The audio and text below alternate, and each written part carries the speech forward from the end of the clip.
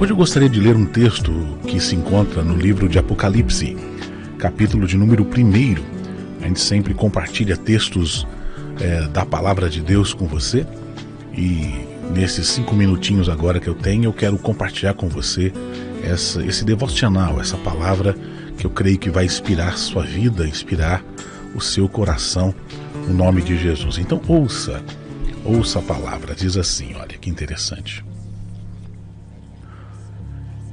Livro da revelação de Jesus Cristo, o qual Deus lhe deu para mostrar aos seus servos as coisas que brevemente devem acontecer. E por meio do seu anjo as enviou e as notificou a João, seu servo. João, seu servo, que testificou da palavra de Deus e do testemunho de Jesus Cristo e de tudo que tem visto. Bem-aventurado é aquele que lê e aqueles que ouvem as palavras desta profecia e guardam as coisas que nela estão escritas, porque o tempo está próximo.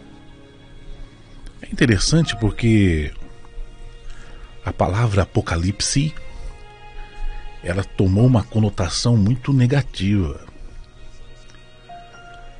Geralmente, quando você ouve sobre esse tema, Apocalipse, você sempre imagina as guerras, as destruições, o caos, as ministrações de angústia, de necessidades, como se o mundo fosse ser visitado por coisas que trouxessem pânico e assombro.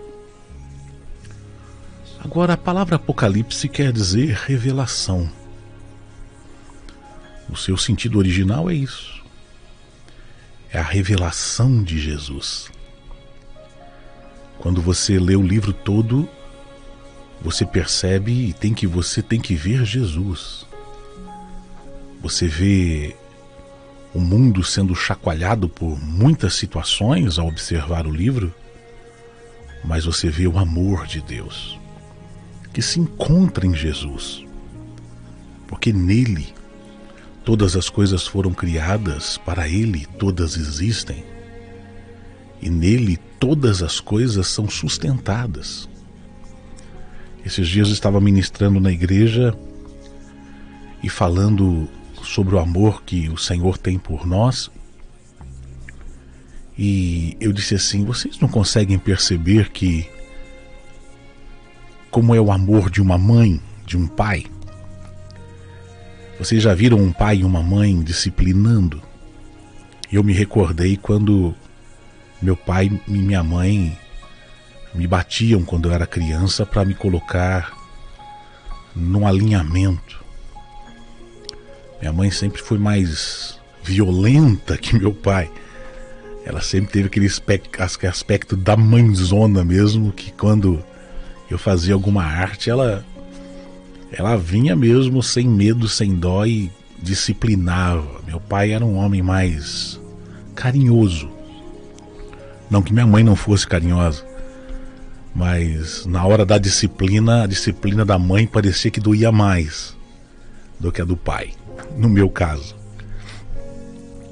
Mas todas as disciplinas que nós recebemos quando somos crianças, infantis, elas têm por objetivo a intenção do amor do pai e da mãe é nos conduzir a um alinhamento e ao entendimento do que é a realidade, de como se comportar diante da realidade da vida.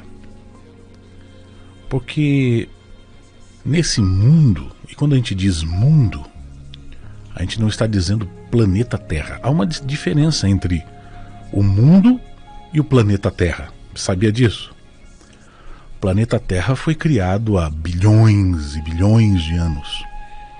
Por isso que existiram os dinossauros, existiram todas as eras que você vai estudar na história, e quando você estuda na escola você vê que existiram eras glaciais, eras disso, eras daquilo. Mas o mundo, ele passou a existir quando o ser humano olhou para dentro de si e disse: eu sou. Quando Deus soprou na narina do ser humano, alguns dizem que foi há cerca de alguns anos atrás, 7.000 anos atrás, quando Deus, ou 10.000 anos atrás, quando Deus soprou na narina do ser humano e o ser humano veio a existir, o mundo passou a ser percebido. O mundo passou a ter percepções. A terra sempre existiu, a natureza sempre existiu. Todas as coisas Deus as criou, mas o mundo, como a Bíblia fala, não ameis o mundo. Quer dizer que eu não devo amar o planeta Terra? Muito pelo contrário.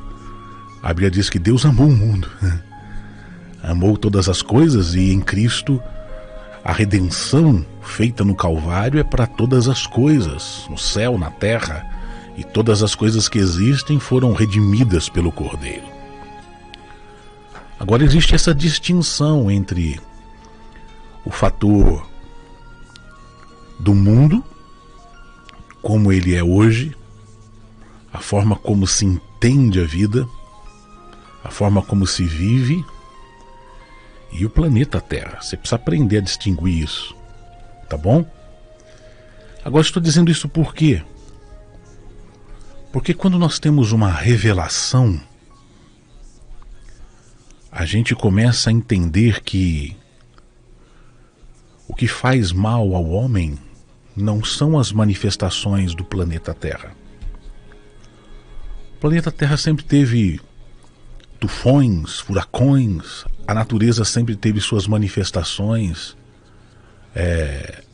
suas ondas, as suas manifestações de terremotos, as suas manifestações e expressões de tempestade.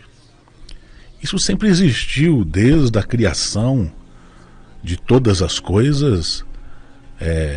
O planeta Terra tem a sua característica viva de manifestação. Agora o mundo é essa realidade em que todos os seres, bilhões de seres humanos, estão hoje conectados em uma maneira de entender, de perceber, de existir. É por causa disso que quando existem guerras e quando existem situações onde acontece o problema que está acontecendo lá na Rússia e na Ucrânia, hoje você vê como é que a mente do mundo funciona, como as pessoas pensam, como as massas, como as massas organizam os pensamentos, as expressões, as atitudes. Então você vê que a maioria do mundo todo está clamando por paz. Agora, quando a Bíblia diz que a gente não deve amar o mundo, é justamente essa formação de pensamentos que são capazes de criar ilusões dentro da nossa alma. E Deus nos chama à realidade. Se existe algo que Satanás, o príncipe desse mundo, tem a oferecer para você, para mim, é um mundo de ilusões, um mundo de expectativas, um mundo de entendimentos onde, para que eu seja feliz, eu tenha que ter algumas coisas que farão com que a minha vida, a minha existência, seja aquilo que tem sentido e significado se eu tiver algumas coisas que o mundo me oferece. É por causa disso que você vê as pessoas disputando, as pessoas correndo atrás de dinheiro, correndo atrás de situações que... Tudo por quê? Por que se correr atrás do vento, como diz as escrituras, não é? Porque corre, corre, corre, e no fundo vai ver que os valores pelos quais correu são vazios. Agora, diante então dessa percepção de que o planeta é alguma coisa e o mundo é outra coisa, e que nós estamos habitando nesse planeta Terra, mas também estamos nesse mundo mau. Por isso Jesus disse: não peço que o Senhor os guarde do mundo, né? Os preserve. Então, tendo esse entendimento, a gente olha para o livro de Apocalipse e a gente vê o quê? A gente vê João tendo uma revelação. É como se os olhos dele se abrissem, como se a mente fosse descortinada para que ele pudesse enxergar Jesus, para que ele pudesse enxergar a realidade, para que ele pudesse enxergar como é que funcionam as estruturas do mundo, o que vai acontecer no mundo, como é que o mundo caminha, mas ele pudesse enxergar o amor. E ao olhar para Jesus, ele tivesse em Jesus a revelação do que é você viver nesse planeta Terra como Deus deseja que você viva. É tudo uma questão de olhar, é tudo uma questão da percepção. Por isso, João está preso numa ilha. Agora ele está preso nessa ilha, mas o seu coração, a sua mente, a sua forma de entender a vida está presa em Jesus. Por isso as cadeias, as prisões, os açoites, a intenção do Império Romano em afligi-lo, em colocá-lo debaixo de cadeias e impedi-lo de expressar a natureza do Evangelho, para ele, em tese, não o aflige, porque ele está ali tendo uma revelação de quem é Jesus. No que isso pode ajudar a minha vida e a sua vida, querido ouvinte? Muito. Em muito. Porque toda expressão religiosa, ela possui em si um encantamento. Toda ideologia, seja ela religiosa ou criada pelos homens, ela possui um encantamento. Você acha que o Putin, esse czar, que é assim que ele se vê, está querendo entrar lá na Ucrânia? Qual que é a mente desse cara? Ele só está querendo, está buscando uma ideologia que é a ideologia do império das União das Repúblicas Soviéticas. O que ele busca é isso, uma ideologia. Sentar-se como um czar que governa um império. Toda ideologia que se manifesta por todas as eras humanas, desde quando o homem se fez homem, desde quando o homem é homem, todas as ideologias, elas são carregadas de engano, de encantamento, de seduções, porque quem governa o mundo é o príncipe desse mundo, chamado Satanás. Ele tenta cegar o entendimento das pessoas com respeito a Jesus. Ele é o tentador, ele é o ilusionista, ele é aquele que carrega a mentalidade da ilusão e da ficção. E ele quer conduzir o coração de todo mundo para longe da realidade.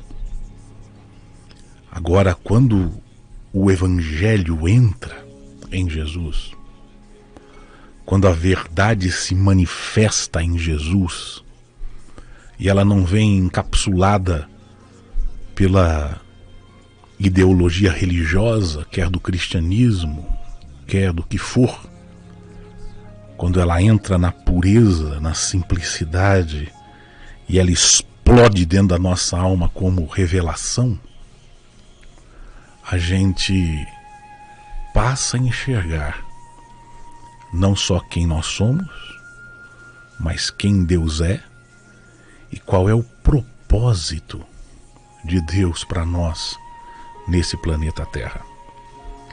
O propósito de Deus para mim e para você nesse planeta Terra é que a gente tenha os olhos desvendados e contemple Jesus, o Senhor, e contemplando Ele, sejamos como Ele foi aqui.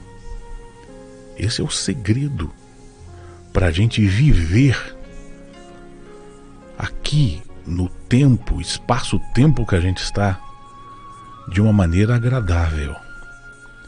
Ainda que, vivendo como Jesus, a gente enfrente situações de aflição, de necessidade, de angústia. Veja, o apóstolo Paulo fala num versículo em 2 Coríntios, capítulo 6, que é algo poderosíssimo, que é o resumo de como deve ser a vida de um homem e de uma mulher de Deus.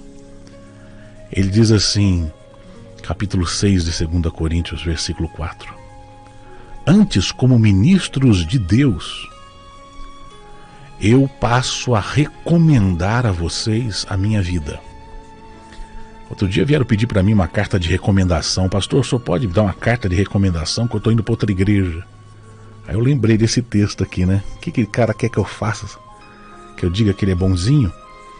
Que ele dá dízimo, oferta, canta e pula e sapateia e sei lá o quê? Mas vai lá. Eu lembrei desse texto. Como é que o apóstolo Paulo está dizendo? Olha, eu estou recomendando, através da minha vida, como é que deve ser a vida de vocês nesse mundo. Como é que deve ser? Em tudo, com muita paciência. Em tudo, enfrentando as aflições.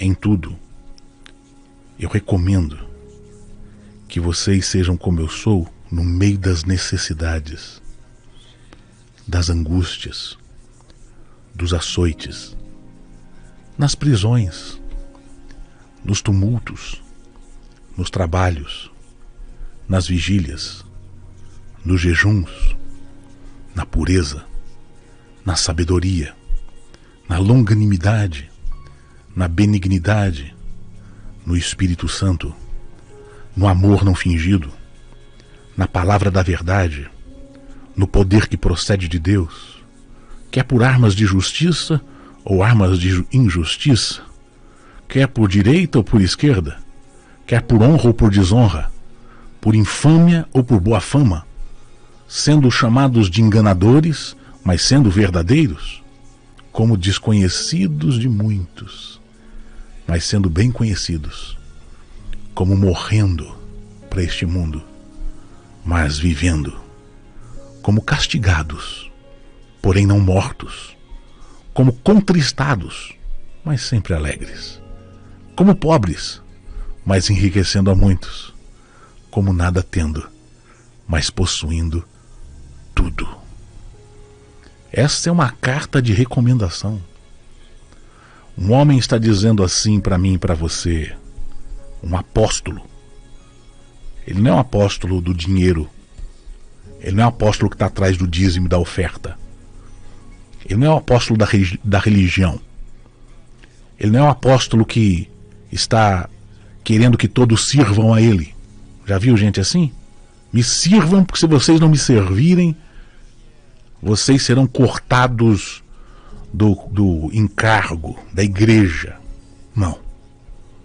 Esse cara aqui é um ministro de Deus, servo de Jesus, que aprendeu que para ser servo tem que ser servo. Ele está dizendo assim: a revelação que eu tive de Jesus é que nesse mundo teremos aflições, mas no meio delas eu posso manifestar Cristo. Eu tenho necessidades e angústias, mas no meio delas eu posso olhar para Jesus e acreditar que em meio às necessidades, angústias, açoites, prisões, eu tenho nele a graça da provisão, do consolo, da ministração de Deus ao meu coração. Em meus trabalhos, aos jejuns, às vigílias, eu tenho nele a força, a virtude, o poder que me faz vencer. Porque nesse mundo de impurezas, eu vivo com coração puro. Nesse mundo de idiotices e de babaquice, eu busco nele a revelação da ciência, do saber, da sabedoria.